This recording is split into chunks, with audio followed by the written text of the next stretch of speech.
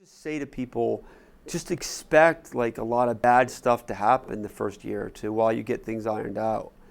I mean, the worst thing to do is to go into something and have the wrong expectations. To have the expectation that everything's going to go well right off the bat.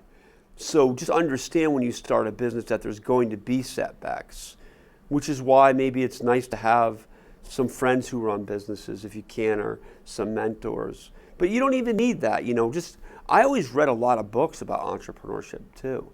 Those were my friends, I think some of the barriers of, inmates coming out, one is just the mentality. They have to go out and have confidence, self-confidence again, self-worth.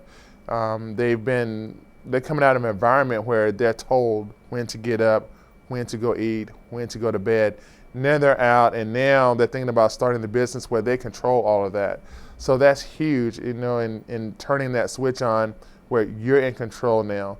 And you don't have to wait for anybody, or nobody's going to judge you in this way. Our society now is going through, a huge change where discrimination and judging is kind of getting pushed, to the side. So it's a great opportunity now for them to get out and do their own thing. Marketing is hard. When you're running a business, you're trying to get out there. People are not always going to be knocking on the door. It's a process to get, because at first you're pushing yourself out there, you're pushing your business out there. It's going to take a while for that pull to happen. The people start, calling you. I would say, safely, probably about 3 years before it's okay, with that. So that's the tough part again, about business. It's that grind.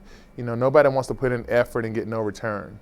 But that's what business is in a lot of cases. It's going to take time to get there. It's not that easy. I think knowledge. I think those are the greatest too.